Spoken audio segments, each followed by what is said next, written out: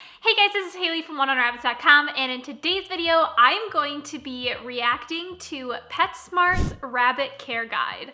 So this is something I have not done before. I actually had never previously even read care guides at any store or literally on many websites just because I already know it all. So I was like, oh, that sounds really bad. But like, I already know how to take care of rabbits, so like, why would I read them? But I recently was reading through them and I was like, you know what? This would make a very interesting video to react to care guides and kind of tell you guys what's accurate and what's not accurate.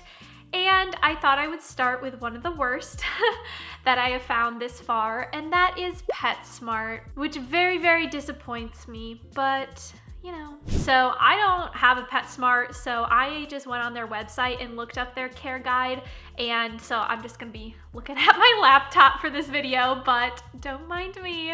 All right, let's just go ahead and jump into it. I'm really nervous. Why am I nervous? I think it's because I know I'm about to obliterate them. I'm about to get really mad at them. All right, Rabbit Care Guide. A care guide for new rabbits. All right, it starts out saying 5 things to know about rabbits. First one is rabbits can weigh anywhere from 2 to 10 pounds depending on the breed. I mean, I guess this is true, but rabbits can weigh a lot more than 10 pounds as well. So I don't know why they just randomly picked those numbers. Like, they literally could have, I don't know. I mean, I guess if you have an average or a medium-sized rabbit, they're gonna weigh anywhere between 2 to 10 pounds. But if you have any of the larger breeds, like, they definitely could potentially weigh more. So anyways, so rabbits can live anywhere from 6 to 13 years. I find this really odd because a lot of the standard lifespans I've heard are typically 8 to 10 years. Some people say 10 to 12. Other people say 8 to 13. You know, it's kind of in that range. So I would say 6 years is fairly young. The only thing I could maybe think of is if they're talking about giant breeds, but it doesn't make me think that because they only put a 10-pound limit on the rabbits earlier. So I would say 6 years is relatively short. Most rabbits, I would say, tend to average around 8 to 10 years. Some rabbits obviously live longer. My rabbit was 11 and a half when she passed away. I know many people who have 12-year-old rabbits. It's more rare to have a 13 or 14-year-old rabbit. I think 14 might be the world record. So yeah, I don't know. I also think it's funny they went 6 to 13 because 13 is fairly old, but I guess they're covering all their bases. I will say, you know, larger breeds do live shorter, but I don't know the average lifespan for the larger breeds simply because I've just never owned a larger breed rabbit. But I do know they tend to have a shorter lifespan because same with dogs. They just have shorter lifespans the bigger they are. The next point is rabbits are most active during the day. Like, where did they get this from? Rabbits are literally crepuscular, which means they're active during dawn and dusk, and they sleep during the day. So what are they, is it just some random person writing this being like, oh, I think they're most active during the day, so I'll just put that. Like, no, that's not true. Rabbits sleep during the day. But every rabbit is like sort of different because some rabbits do get accustomed to the human schedule, and sometimes they'll start getting more active at certain times than a wild rabbit would, but on average they tend to have more energy in the early mornings and late nights. So then it says they make excellent indoor pets, which is true, I'll give them that. They're playful and gentle.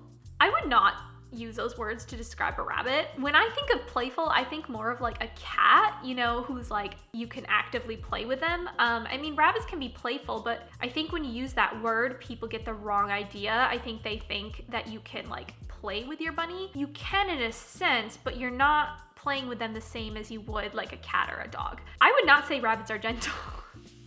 If you've ever bonded rabbits, or if you've ever had to pick up a rabbit or anything, they are not gentle creatures always. So I don't know, whatever. Okay, the next section is, how do I set up my rabbit's home? It says, rabbits live together well in pairs, which is true. Rabbits should always be with another rabbit because they are group animals and they live in warrens which have multiple rabbits, so you should never house rabbits alone. I think people in America sometimes don't realize that rabbits are so like company based, if that makes sense. Like they need a friend, is because in America, the most common rabbit we have is the cottontail. And the cottontail is very, very different than our domesticated European rabbits. They're like completely different. Cottontails are more solitary rabbits. They don't live in groups. They don't have warrens. They don't like live in burrows.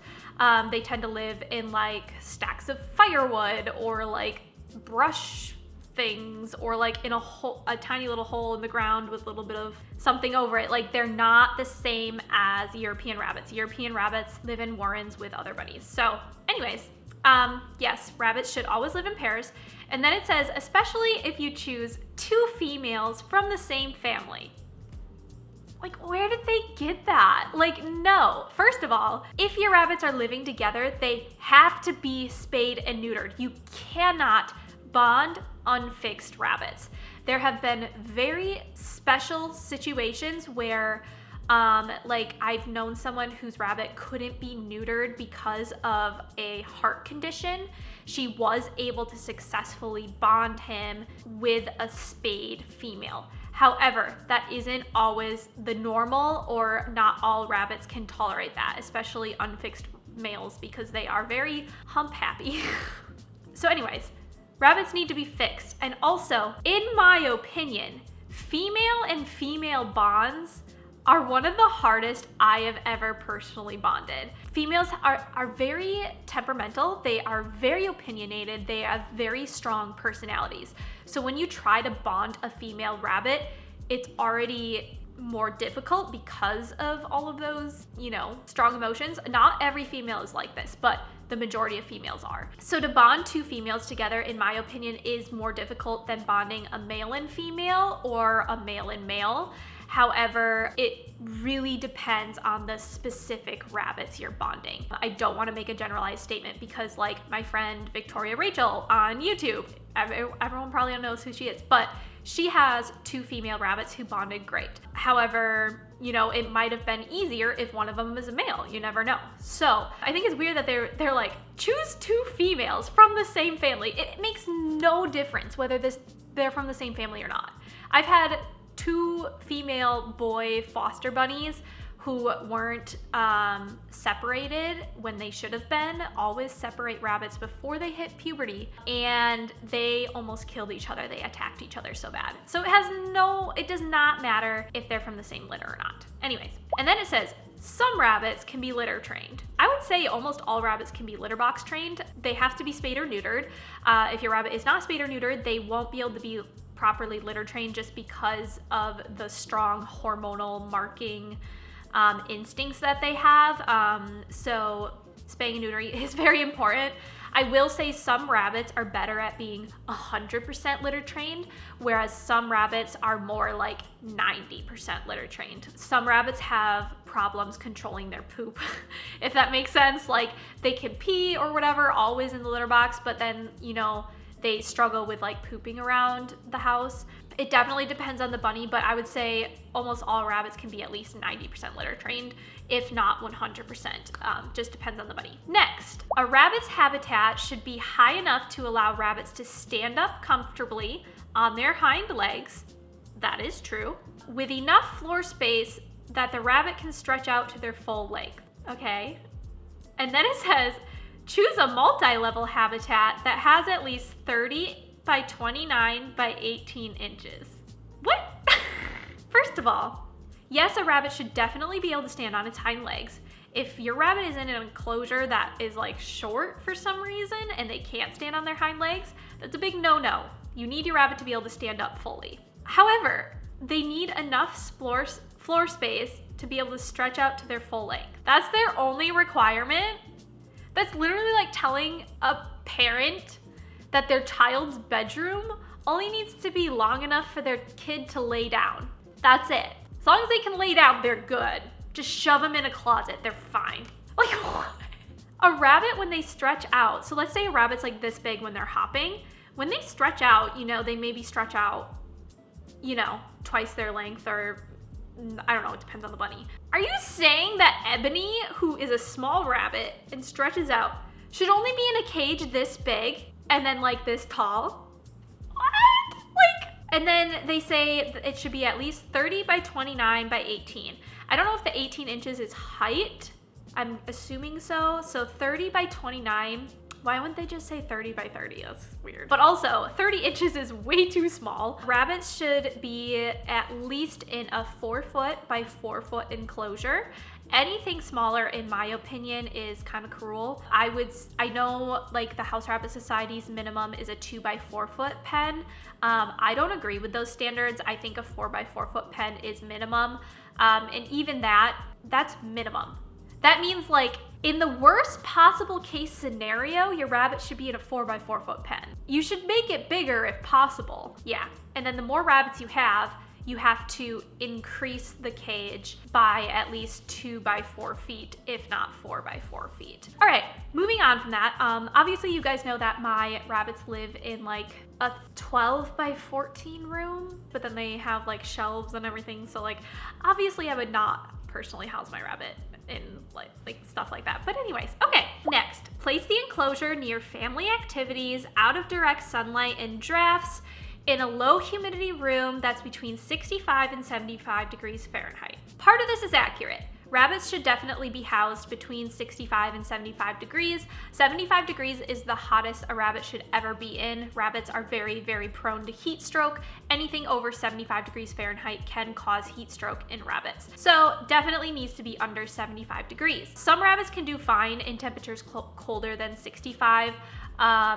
Like if you keep your house normally at like 62, I don't think it's gonna be a big deal. If you have like a young, healthy rabbit. Obviously, if you have an elderly rabbit, they definitely should be kept a little bit warmer. But like I know a lot of people can't afford to heat their house, you know, at 70 degrees like I do. So if your house is colder than 65, I don't think it's gonna be a huge deal. The major issues is when your rabbit has major fluctuations in temperature. So let's say your rabbit lives in 70 degrees and you take them outside and it is 30 degrees out. Anything more than a 20-degree drop in temperature can send your rabbit into shock, which can cause them to get sick. I mean, go in shock, that's not good. Okay, so that part, you know, is a fairly good information. Place your rabbit near family activities. I don't know why they would say that. In my opinion, rabbits, I would not place a rabbit in a very active or centralized place in your home simply because rabbits are crepuscular, which means they are sleeping during the day and they're active dawn and dusk. The one time this might be okay, you know, if you're literally gone all day and you're only home when your rabbit's active in the morning and at night, you know, this might be a fine thing. But for people during the pandemic, a lot of people are home all the time and you wouldn't want your rabbits around, you know, a bunch of kids or even like you just like talking on the phone with work. So yeah, I just personally would probably place them in a less active area of your house, especially if you have people around during the times they sleep. Out of direct sunlight and drafts is probably a good idea. That's mainly only if your rabbit was in an enclosure and couldn't escape the sunlight or drafts, whereas like my rabbits live in an entire room and there's some areas of the room that have sunlight. There is a window in there that could cause a draft, but because they're in the entire room, they can escape those things or go to those things if they want to. It's not like if there's sunlight in the room, it's bad. Line the floor with 3 to 4 inches of recycled paper bedding or wood shavings. Cedar shavings are not recommended. Okay, at least they said that. Pine shavings are also not recommended either. The only pine thing that's recommended is pelleted pine litter because the way it is manufactured, it gets rid of the dangerous smells in it. I can't think of the name. It's called like phenols. I don't know how to pronounce it. Also, rabbits do not need bedding on the bottom of their habitat. Rabbits can be litter trained, which means they do not need bedding on the bottom of their cage. The only thing they need bedding in is their litter box, which you can use litter or bedding for. Obviously, only safe litter or bedding. I personally use pelleted pine litter and then I use a layer like 2 inches of Carefresh on top. So don't use bedding on the entire enclosure for your bunny. One, that's a waste of money and it's also a waste of resources. Place a handful or 2 of hay at one end of the habitat for nibbling and resting. What? Only a handful? Rabbits literally eat their body weight in hay a day, if not more. You definitely need more than a handful of hay in your rabbit's enclosure. Definitely check out my room tours. I'll have it linked up in the iCard. I have literally 3 meadow boxes. I'm not saying you need 3.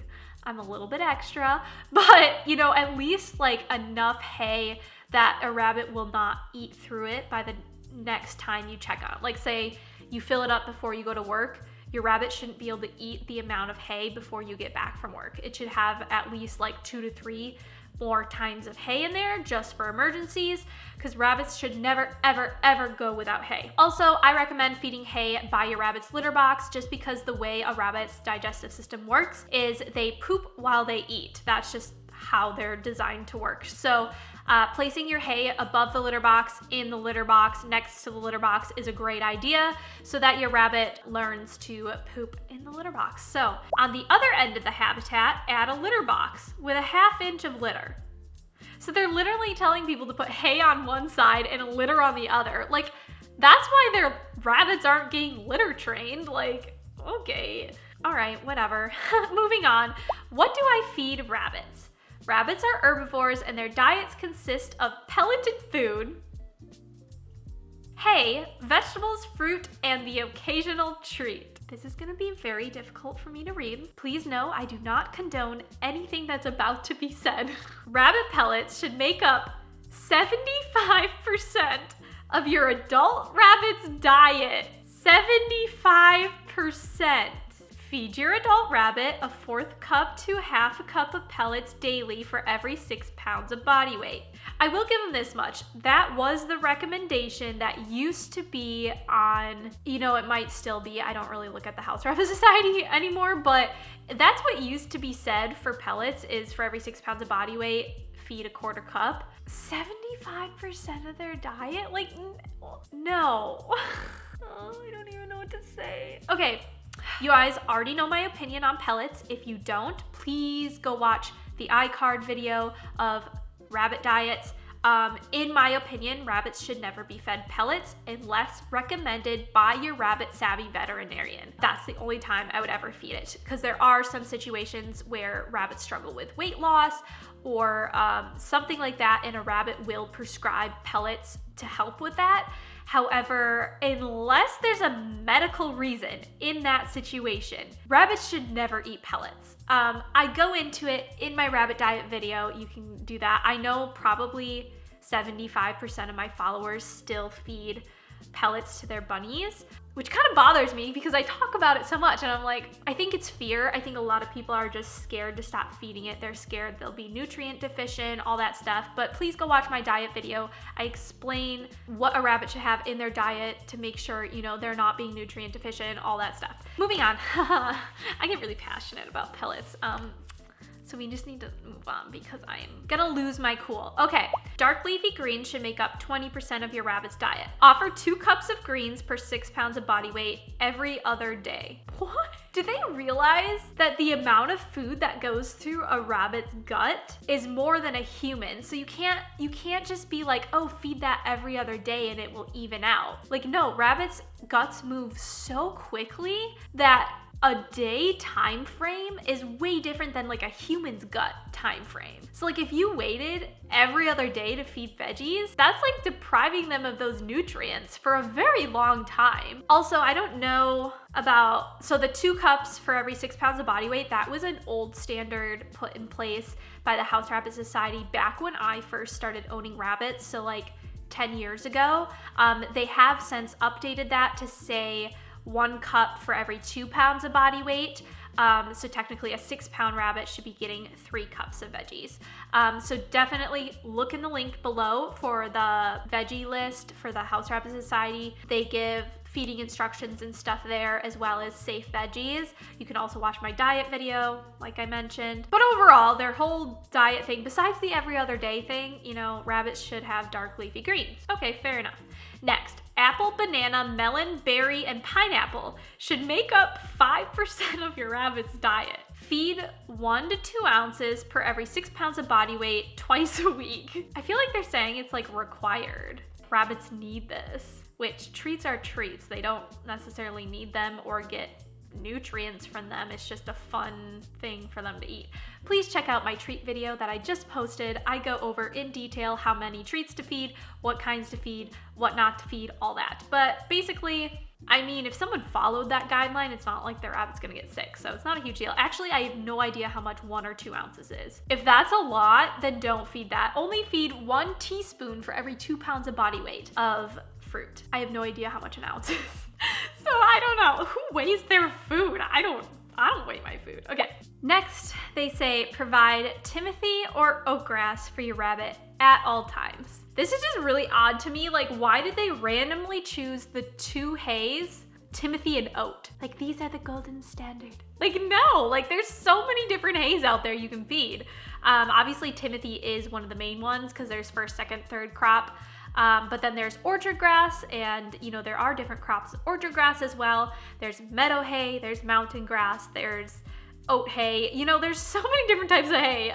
Again, linked in the iCard, I have a video all about hay, talking about the different varieties, how to feed hay, everything like that. So if you guys are interested in proper hay information, please check out that video. I spent a really long time on it. So always provide hay, large quantities, any type of grass hay. All right, your rabbit should have access to fresh, clean water at all times. Fair, I mean, that's true. Not much to say there, that is very accurate. Obviously feed it from a bowl, not a water bottle. Water bottles are not natural to rabbits. Rabbits under a year old do well on a diet of grass hay, alfalfa, and calcium-rich veggies such as kale, romaine, lettuce, or Swiss chard. That's a really weird statement to say. Like, rabbits under a year old do well with grass hay? Every rabbit does well with grass hay. They do mention alfalfa. In my opinion, the only rabbits who should ever eat alfalfa are pregnant, nursing, or rabbits under 12 weeks of age. Yeah, rabbits should be eating a grass-based hay by 12 weeks of age. So anything before that, you know, alfalfa is probably fine, but after 12 weeks, I would no longer feed alfalfa. It's very high in fat, very high in calcium. It can cause UTIs. It can cause obesity. Even in young rabbits, it kind of sets them up for excess weight gain. So yeah, I wouldn't feed alfalfa up to a year old. That is way too long. Rabbits are adults almost as soon as they hit puberty. It definitely depends on the breed on when they stop growing, but by 6 months, almost every rabbit is considered an adult. But some rabbits go through puberty sooner, which is why after 12 weeks, I wouldn't feed it, because rabbits can go into puberty as soon as 4 months. So become adults very quickly, because in the wild, they don't live very long. They live an average of like 1 to 2 years. Yeah, they don't need to be eating baby food until they're 1. That's literally like their entire lifespan in the wild. So also calcium-rich veggies, so there's no difference of veggies to feed when a rabbit's young versus when they're old. Definitely check out the link down in the description. Talks all about veggies. How do I play and groom my rabbit? Rabbits need at least 1 hour out of their cage every day. Let your rabbit walk on a harness or hop around a pen. Do not let your rabbit roam your house unsupervised. Okay, first of all, rabbits need more than an hour outside of their cage if they are living in a cage. Like, you can't just expect a rabbit to live in that tiny little thing, like if we're going by their standards. So their standards say Ebony would be in a cage this big. Can you imagine literally living 23 hours a day in this big of something? That's like putting a human in a coffin and saying, live there for 23 hours. I'll let you out for 1 hour, but then you gotta go back in your coffin. Like, no! So no, don't follow that. People used to have like standards on like how much playtime and stuff like that.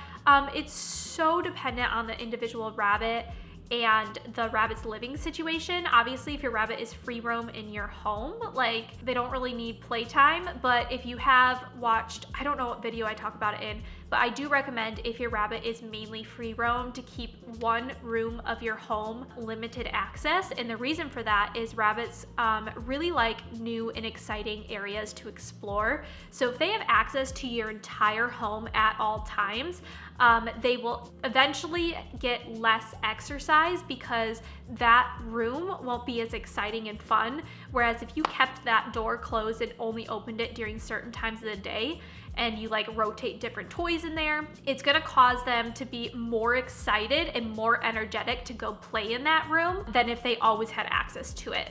And obviously if they're living in your whole house anyways, like that one little room shut off for a little bit during the day isn't gonna be a big deal. I just think that a rabbit should always have a play area that is new and exciting. So definitely keep a small area of your home where you can like dedicate to playtime, even if they are free roam. That's just something personally that I think is a really good idea. They say don't let your rabbit roam in your home unsupervised.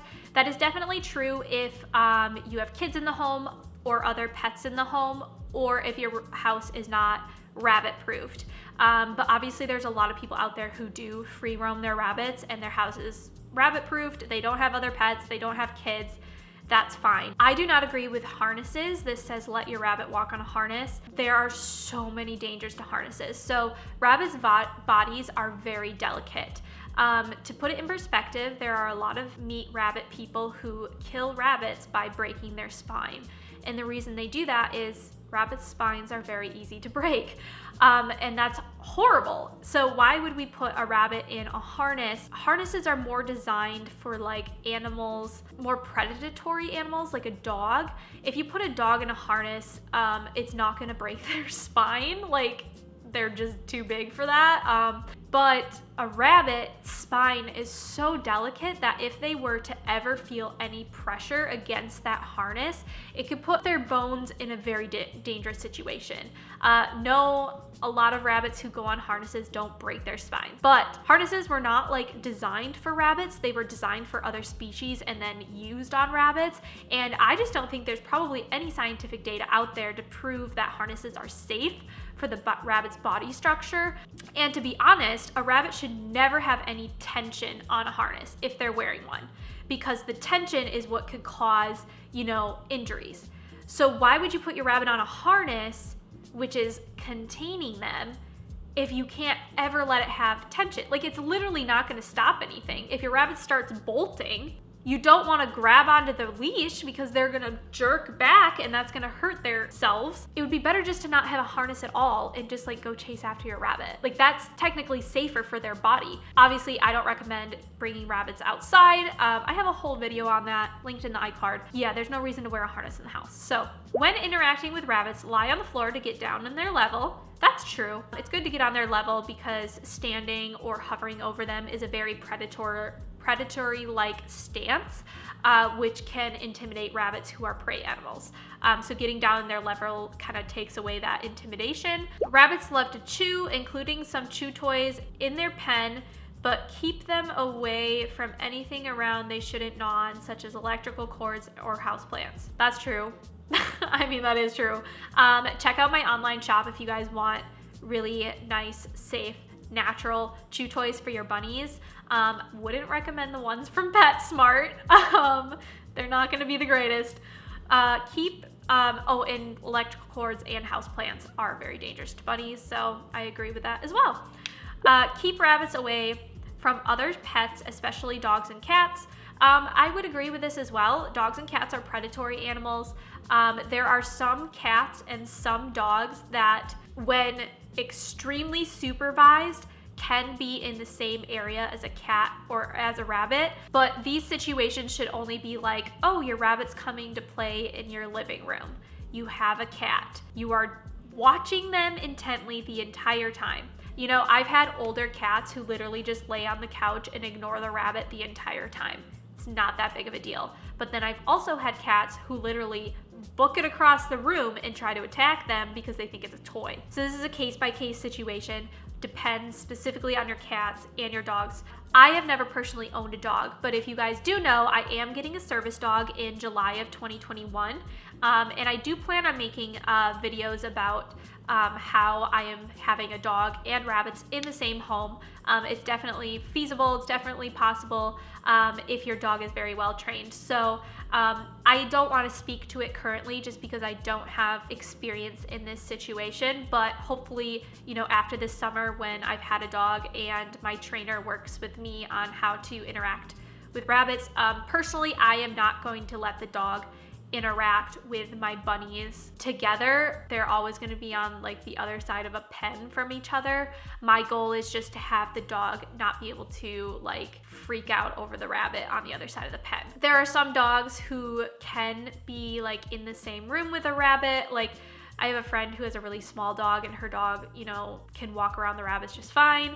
Not a big deal. There's definitely dogs out there like that. The reason I am not going to push that on my bunnies is Ebony has extreme fear of animals. She hates cats with a passion. My cats have accidentally jumped the pen before and like gotten by Ebony, and Ebony full on attacks them. She's so terrified. She's always been like that. She's always hated cats. None of my other rabbits have ever cared about cats except for her. Rabbits groom themselves, but they also love a gentle brushing. My rabbits have never liked to be brushed. Lulu used to like my rubber curry brush. She was fine with that one, but most brushes my rabbits didn't really like, which is why I normally only brush them like during grooming time because it's not necessarily enjoyable for them. But it depends on the bunny and the brush on if they'll like it or not. But normally rabbits just prefer to be pet with your hand over like a brush. Rabbits do groom themselves though. They actually groom themselves more than cats. And they do not need to be bathed. How do I keep my rabbit healthy? A rabbit's teeth never stop growing. True. Gnawing on hay helps keep them healthy. True. Try not to handle a new rabbit for the first 3 to 4 days. Give them a chance to acclimate to their new surroundings. True. Some rabbits would require a lot longer than 3 to 4 days. Some rabbits would require several weeks to a month. It depends on their age, their history, if they've been abused, things like that. So it definitely depends on the bunny. Once your rabbit's settled, be sure to contact a veterinarian if you've notice any of the following symptoms. Just want to put it out there, always get your rabbit checked by a veterinarian, even if you think they're sick or not. As soon as you bring home a new bunny, they should go to your vet. Your rabbit vet needs to look them over, get familiar with your rabbit, log their weight, all that stuff. So when your rabbit does become sick or show symptoms, they already are established with your rabbit and they know what their normal is, and it helps them to diagnose and figure out what's going on. So they say the following symptoms should be checked out by a vet. All of these symptoms, yes, definitely if your rabbit's having these, take them to a vet. But there are many other symptoms that you should take your rabbit to the vet if you see, like, I don't know, I can't think of them. But there's a lot more than this. But they say cloudy, sunken, or swollen eyes, overgrown front teeth. Keep in mind, you can never tell if the back molars are overgrown in a rabbit unless the rabbit is sedated. I think a lot of people think x-rays or even visual looking in the rabbit's mouth, you can tell if the rabbit has spurs or overgrown molars, but that's not true. We've had rabbits who, until they are completely sedated and opened up for an oral exam, we couldn't see any of the molar spurs. Bare patches in the fur, diarrhea or discolored droppings, lethargic behavior, weight loss, not eating or drinking normally, sneezing, discharge from eyes, nose, or mouth. I mean, yeah, all those things are bad. So that's the rabbit care guide from Petsmart. Honestly, I thought Petsmart would be better. 10 years ago, Petsmart was the better option between Petsmart and Petco. But I think in recent years, Petco's actually gotten a lot better. I did a brief look over of Petco's care guide, and I felt like Petsmart's was worse, which is why I reviewed it. So anyways, let me know if you guys want me to review other care guides like Petco, Oxbow's care guide, or like other pet company brands care guides. I'd be happy to do that and kind of nitpick everything because I'm a nitpicky person. Anyways, thank you guys so much for watching. I will see you guys very soon on a new video. Bye. You guys want to see my laptop? It's really pretty. It's all backwards to me, but I think it's normal for you. I have a lot of OCD stickers and vegan stickers, 101 rabbit stickers, and some pot stickers. Basically me, in a nutshell, is my laptop.